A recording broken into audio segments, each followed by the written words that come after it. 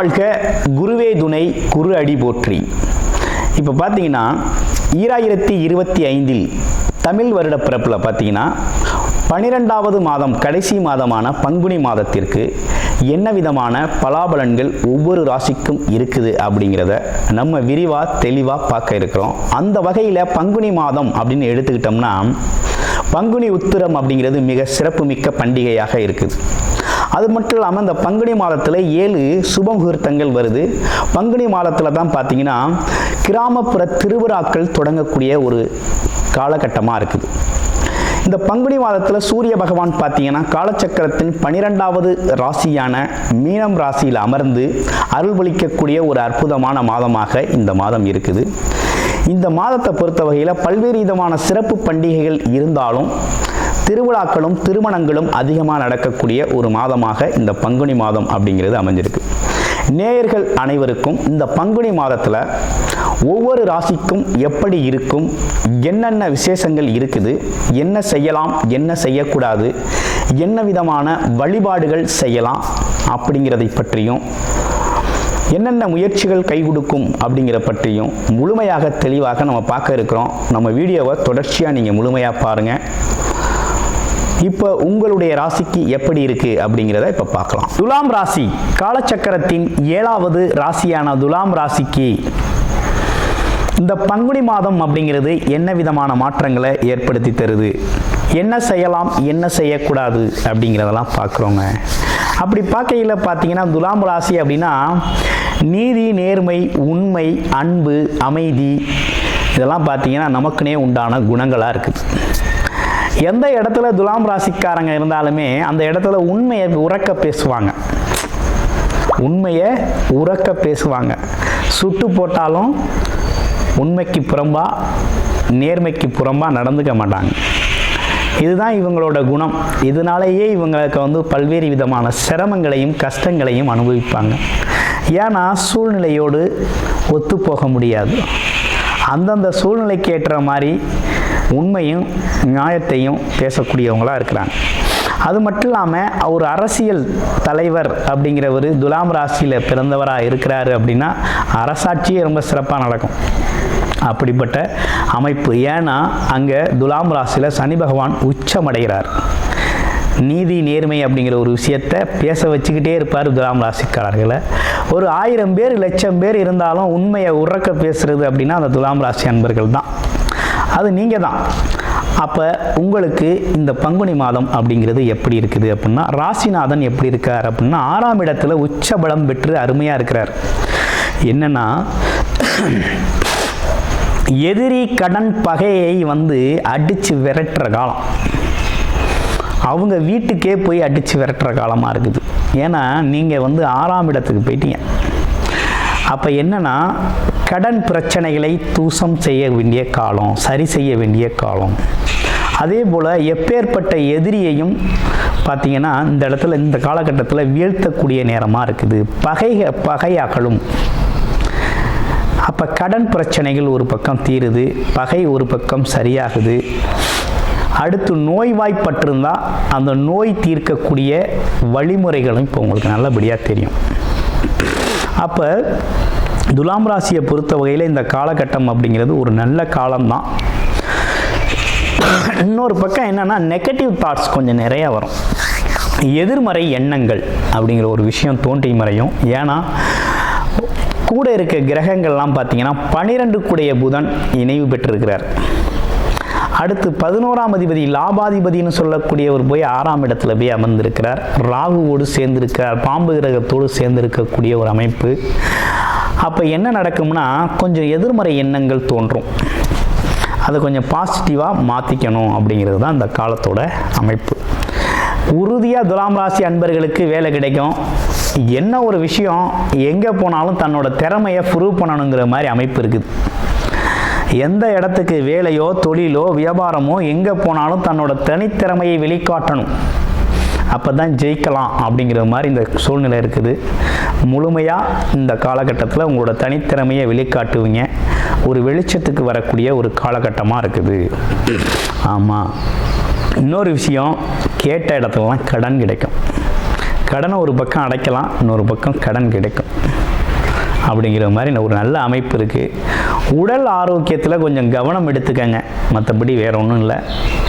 ஆமாம், உடல் ஆரோக்கியத்துக்கு ஒரு முக்கியத்துவம் கொடுக்க வேண்டிய அமைப்பு அப்படிங்கிறது இந்த காலகட்டத்துக்கு உண்டு. அதை மட்டும் செஞ்சுக்கோங்க. மற்றபடி தொழில் வேலையெல்லாம் எப்படி இருக்குது அப்படின்னா ரொம்ப நல்லா இருக்குது. வியாபாரம்லாம் எப்படி இருக்குது, அதுவும் ரொம்ப நல்லா இருக்குது. ஒன்றும் பயப்பட வேண்டாம். வியாபாரம் அப்படிங்கிறது, தொழில் வியாபாரம் அப்படிங்கிறது உங்களுக்கு நிரந்தரமாக ரன்னிங்கில் இருக்கக்கூடிய ஒரு அமைப்பு தான். மாறி மாறி ஒரு நிரந்தரமாக ரன்னிங்கில் இருக்கும். ஆமாம், இதில் என்னன்னா எண்ணம், ஆசை, அபிலாசைகள் நிறைவேறக்கூடியது அமைப்பு கொண்டது பார்த்திங்கன்னா 6ஆம் இடத்துல போய் மறைஞ்சதுனால 11க்குடையவன் போய் 6ல் மறைஞ்சாரு அப்படின்னா சேமிப்பு கொஞ்சம் குறையும். சேமித்த பணங்கள் செலவாகும். சில பேருக்கு கடன் வாங்கி செலவு செய்யக்கூடிய சூழ்நிலைகள் உருவாகும். இதுதான் இந்த காலகட்டத்தோட ஒரு அமைப்பு. சரி, இது ஒரு பக்கம் இருந்தாலும் இந்த காலகட்டத்தில் வேற என்ன சிறப்புகள் இருக்குது அப்படின்னு பார்த்தோம்னா 5க்குடையவன் சனி பகவான் 5ஆம் இடத்திலே ஆட்சி பெற்று இருக்கிறது ஒரு நல்ல அமைப்பு. என்னதான் சுற்றி நமக்கு சூழ்நிலைகள் சரியில்லைனாலும் நம்ம வாழ்க்கையில் நல்லா தான் இருப்போம். மனசும் வாழ்க்கையும் ஆரோக்கியமாக இருக்கும்.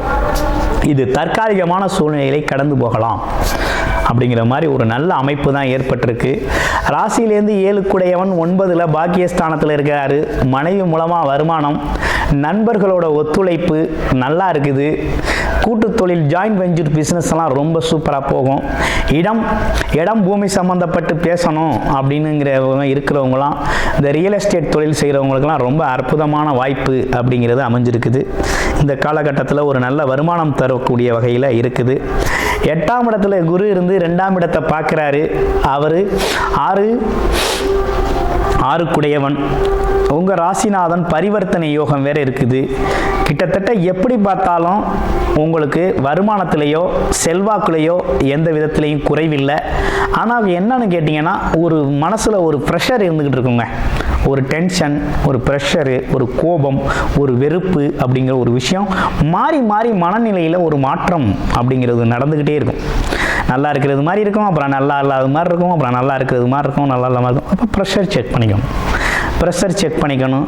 குறிப்பாக உடல் ஆரோக்கியத்தில் கவனம் எடுத்துக்கணும். என்ன மாதிரி உணவு சாப்பிட்றோம், நம்ம உடல் நிலை எப்படி இருக்குது அப்படின்னு செல்ஃப் அப்சர்வேஷன் அப்படிங்கிற ஒரு விஷயத்தை துலாம் ராசி அன்பர்கள் உடல் ஆரோக்கியத்திற்காக செஞ்சு கொள்ளணும் அப்படிங்கிறது தான் ரொம்ப முக்கியம். மற்ற விஷயங்கள் எல்லாமே ஓவராலாக நல்லா இருக்குது. கொஞ்சம் சேமிப்பு பணம் செலவாகும் அப்படிங்கிறதும் இருக்குது. வருமானம் வரும், வேலை கிடைக்கும், தொழில் நல்லாயிருக்கும். ரைட்டு, உங்களோட சுய ஜாதகம் எப்படி இருக்குன்னு பாருங்கள். நிறைய ஜாதகங்கள் நம்ம துலாம் ராசி ஜாதகத்தை நம்ம நிறைய பார்த்துருக்கோம், நிறைய அனுப்பியிருக்காங்க, பார்த்துருக்கோம். அந்த வகையில் துலாம் ராசியை பொறுத்த வகையில் 2-3 பிரச்சனைகள் ரொம்ப அதிகமாக இந்த காலத்தில் வாட்டிருச்சு. என்னென்னா கணவன் மனைவி பிரச்சனை, வருமானத்தில் வேலை தொழில் வருமானத்தில் பிரச்சனை, அடுத்து உறவுகளில் கொஞ்சம் சிக்கல், இந்த மாதிரி பிரச்சனைகளை, இடம் பூமி பிரச்சனை, ஆமாம் தாயாரோட உடல் ஆரோக்கியம் சம்மந்தப்பட்ட பிரச்சனைகள்லாம் நிறைய பேருக்கு இருந்து வந்துச்சு. ஆமாம், இதை தாண்டி ஒன்றும் பெரிய பிரச்சனைகள் உங்களுக்கு ஒன்றும் இல்லை. இவை அனைத்துலையும் பார்த்தீங்கன்னா இந்த காலகட்டத்தில் உங்களை பாதிக்குது அப்படின்னா உடல் ஆரோக்கியத்தில் மட்டும் கொஞ்சம் கவனம் எடுத்துக்கங்க. ஆமாம், உழைப்புக்கேற்ற ஊதியம் உயர்வு அப்படிங்கிறது உண்டு. ஓகே, இப்போ ராசியில் இருக்கக்கூடிய நட்சத்திரங்கள் அப்படின்னு பார்த்தோம்னா சித்திரை நட்சத்திரம். தன்னை நம்ப வந்தவருக்கு தன்னால் முடிஞ்ச உதவியை நம்பிக்கை துரோகம் செய்யாமல் செய்யக்கூடியவர் சித்திரை நட்சத்திரம். ஆனால் கோபம் வரும், கோபம் இருக்கிற இடத்துல தான் குணம் இருக்கும். அதே போல் சொன்ன சொல்ல காப்பாற்றக்கூடியவர் சித்திரை நட்சத்திரக்காரர். ரைட்டு, இவருக்கு எப்படி இருக்குது? இவருக்கு கூட்டு தொழில், நண்பர்கள் உதவி இதெல்லாம் நல்லா கிடைக்கும். கொஞ்சம் பாக்கிய அமைப்புகள் வேலை செய்யுது. அதனால் கொஞ்சம் திடீர் அதிர்ஷ்டத்தை எதிர்பார்க்கலாம். வெளிநாடு வெளியூர் பயணம் போகலாம். பயணத்தால் லாபம் உண்டு. அப்பா வழி, முன்னோர்கள் வழி சொத்து பத்துக்கள் கிடைக்கும். அது சார்ந்த ஆதாயம் உண்டு. அடுத்து பார்க்குறோம் சுவாதி நட்சத்திரம். சுவாதி நட்சத்திரத்துக்கு எப்படி இருக்குது அப்படிங்கிறத பார்க்க போகிறோம். சுவாதி நட்சத்திரத்தை பொறுத்த வகையில் பார்த்தீங்கன்னாக்க வேலை தொழில், அப்படி வேலைங்கிற விஷயம் ரொம்ப சிறப்பாக இருக்குது. கடன் பிரச்சனைகள் தீரும். அதே நேரத்தில் பல்வேறு விதமான ஆசைகள் போட்டு உங்களை வாட்டும்.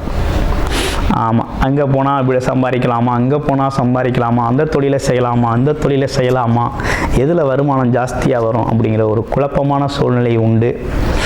ஏற்கனவே உங்களுக்கு வந்த சில பிரச்சனைகளுக்கு தீர்வு எடுக்கக்கூடிய வகையில் இந்த மாதம் அமையும். அடுத்து விசாக நட்சத்திரம். விசாக நட்சத்திரம் கொஞ்சம் மனசில் ஒரு ப்ரெஷர் இருந்துக்கிட்டே இருக்கும், மன அழுத்தம் இருக்கும், எதிர்காலம் குறித்த ஒரு கவலை இருக்கும். ஆமாம், உயர்வான சிந்தனையும் உண்டு, பண்பான குணம் உண்டு, எல்லா இடத்துலையும் மரியாதை எதிர்பார்த்து செயல்படக்கூடிய அமைப்பு இருக்குது. ஆனால் என்னன்னா ஒரு ப்ரெஷர் இருக்கும், ஒரு கோபம், ஒரு ப்ரெஷரு, ஒரு டென்ஷன் அப்படிங்கிறது இருந்துக்கிட்டே இருக்கும், தற்காலிகமாக இருக்கும். ஏன்னா 6 6 8 இருக்கார் இல்லையா, ஒரு மாதிரி பார்த்திங்கன்னா செல்ஃப் டிப்ரெஸ்டு பர்சன் அப்படிங்கிற மாதிரி செல்ஃபாக ஒரு ப்ரெஷர் க்ரியேட் ஆகிட்டே இருக்கும். உடல் ஆரோக்கியத்தில் கவனம் எடுத்துக்கங்க. வயிறு சம்மந்தப்பட்ட பிரச்சனையில் கொஞ்சம் கூடுதல் கவனம் எடுத்துக்கங்க. ஆமாம், பணம் சம்மந்தப்பட்ட விஷயத்தில் கொடுக்கல் வாங்கலில் கொஞ்சம் கவனம் எடுத்துக்கங்க. இதுதான் இந்த காலகட்டத்துக்கான பலனாக அமையுது. வழிபாடு அப்படின்னு துலாம் ராசியை பொறுத்த வகையில் எடுத்துக்கிட்டோம்னா, உங்களோட துலாம் ராசியாக இருந்தாலும் லக்கணம் என்ன அப்படிங்கிறத பார்த்துக்கோங்க, தசாபுத்தி அமைப்பு எப்படி இருக்குங்கிறத பார்த்துக்கணும். அடுத்து வழிபாடு அப்படின்னு எடுத்துக்கிட்டோம்னா, அந்த காலகட்டத்தை பொறுத்த வகையில் நீங்கள் வழிபட வேண்டிய தெய்வம் அப்படின்னா, அதாவது வெள்ளிக்கிழமைகளில் துர்க்கை அம்மன் வழிபாடு அப்படிங்கிறது ரொம்ப முக்கியம். புதன்கிழமைகளில் பெருமாள் வழிபாடு அப்படிங்கிறதையும் தொடர்ச்சியாக செய்யுங்க. வாழ்க்கை வளமாகும். நன்றி, வணக்கம், வாழ்த்துக்கள்.